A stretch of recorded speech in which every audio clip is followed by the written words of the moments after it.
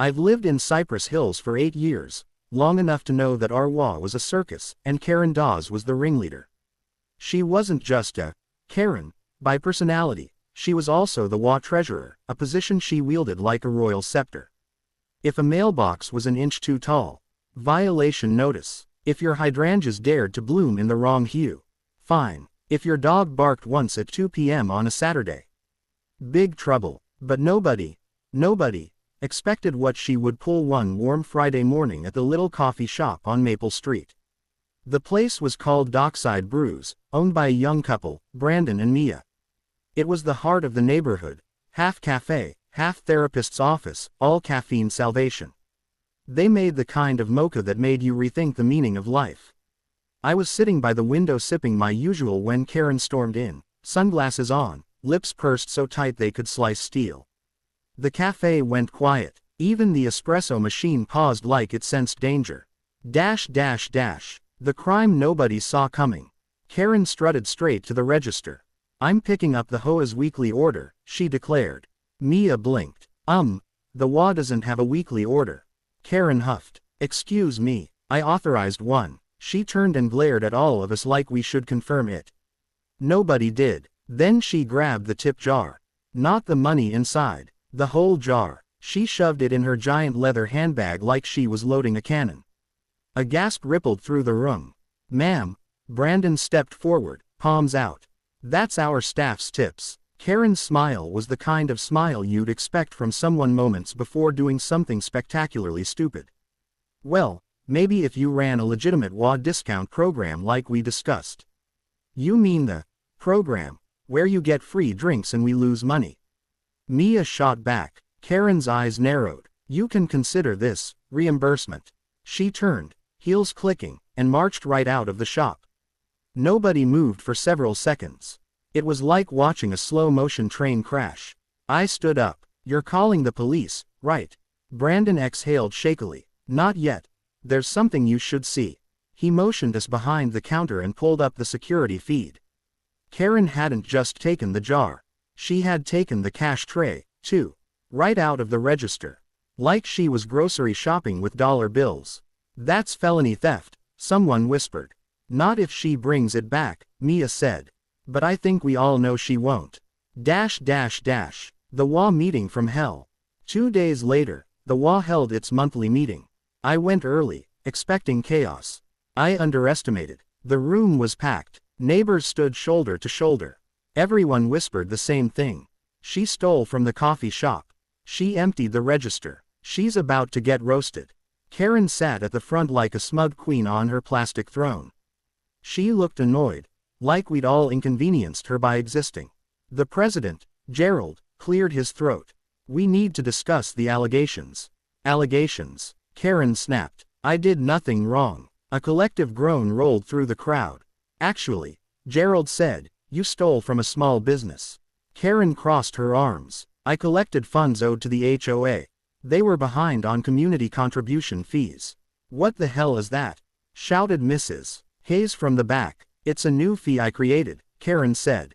You can't create fees. Someone yelled. I'm the treasurer. I can absolutely create fees. No, I said, stepping forward, you can't steal money because you invented a fee in your head. She glared at me. You don't understand HOA policy. Lady, I said, you don't understand laws. That's when Brandon and Mia walked in. And the room erupted. People clapped. Someone whistled. Even Gerald smiled. Mia set a laptop on the table and pressed play. Up came the footage. Crystal clear and devastating. Karen, grabbing the tip jar. Karen, ripping the cash tray out. Karen, stuffing it all into her oversized HOA-branded tote bag. When the clip ended, the silence was thick. Gerald folded his hands. Karen, you are suspended as treasurer pending. I will not be suspended. She screeched. This is harassment. I have given my life to this HOA. Give it back, Brandon said simply. Give what back? She demanded. Everything you took, he replied calmly. Or we press charges. Instead of answering, she grabbed her purse and ran out of the room. The investigation. For the next 3 days, Karen went into hiding. Nobody saw her car. Nobody saw her go to work. She even skipped her morning walk where she normally roamed the neighborhood searching for rule violations like a heat-seeking missile. Meanwhile, Dockside Brews was struggling. "We lost almost $500, Mia told me. That money pays our baristas." Neighbors started tipping extra, but it wasn't enough. Gerald visited the shop, apologized for the HOA, and promised a resolution. "We're holding an emergency vote," he said. "And the police are involved."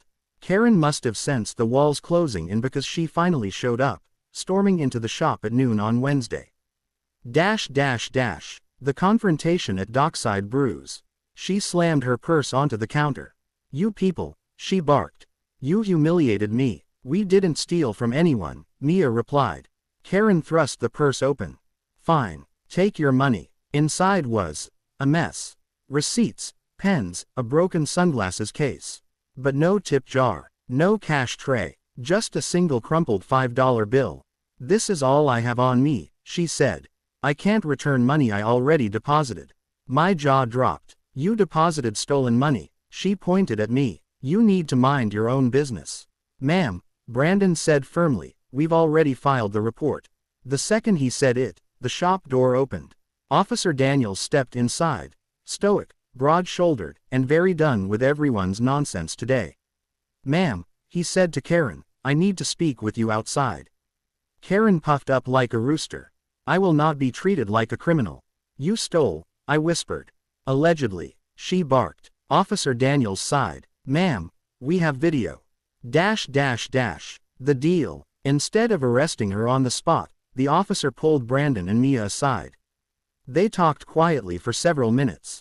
When they returned, Mia cleared her throat. "We've decided not to push for jail time," she said. Karen smirked victoriously. "On one condition." The smirk vanished. "You will pay back every cent," Brandon said, "and until you do, the judge has approved a community service option." Karen squinted. "What kind of community service?" Mia smiled sweetly. "You'll work here, at Dockside Brews." The cafe exploded in laughter. Karen turned purple. "I will not," Officer Daniels interrupted. "It's this, or a felony charge." Karen opened her mouth, closed it, opened it again. Nothing came out but a squeak. "Fine," she spat. "I'll work here." Karen's first shift. If you've never seen a woman who thinks she's royalty being forced to wipe down cafe tables, let me paint a picture. She held the cloth between two fingers like it was radioactive. Every 30 seconds she muttered, "This is beneath me." Customers ordered extra foam just to watch her struggle. At one point she tried to give a customer an HOA violation for improper posture while drinking. Brandon had to physically remove the pen from her hand. Then came the espresso machine. "This thing is broken," she said. "No," Mia replied, "you have to press the button." I did press the button. "Press it firmly." "I am pressing firmly." "You're pressing the wrong one." She fumbled for so long the customer canceled their order. Her second shift was worse. She burned 2 lattes, spilled milk all over herself, and accidentally knocked over the signboard out front. Twice. But the town loved it. People came from other neighborhoods just to see the wall lady doing penance. Dockside Brews made more money than it ever had. The breaking point. On her 10th shift, Karen snapped. A teenager politely asked for extra caramel drizzle. "No," she said flatly. I'll pay for it." He offered. "No." "Why not?" "Because you don't need extra sugar," she replied. "You clearly already have too much energy." Mia overheard and stormed over. "Karen, apologize." "No, Karen." Karen slammed a cup on the counter. "I am and HOA treasurer." "Not anymore," I said from across the shop. She spun around like a malfunctioning robot. "What did you just say?" Gerald stepped out from behind me. "We voted," he said. "It was unanimous." "What was unanimous?" she demanded. "You're removed from the HOA," he said. "Permanently." Her jaw hung open like a door off its hinge. "You can't remove me." "We already did. This community needs me," she screamed. But the truth was, it really didn't. The final twist. She finished her required service hours. Barely. But something strange happened in those weeks. Something nobody expected. Karen changed. Not dramatically. Not magically. But a little. She started apologizing. Not to everyone. She wasn't a saint, but to the baristas she had insulted. To Mia, especially. On her last day, she placed something on the counter. A brand new tip jar. And inside it was more money than she had ever stolen. "I'm sorry," she whispered. Mia nodded slowly. "Thank you." Karen walked out, shoulders a little lower, voice a little softer. A month later, a flyer appeared on the HOA bulletin board. Community Appreciation Day, organized by volunteers, not Karen. Free coffee provided by Dockside Brews. Across the bottom was a note written in her handwriting.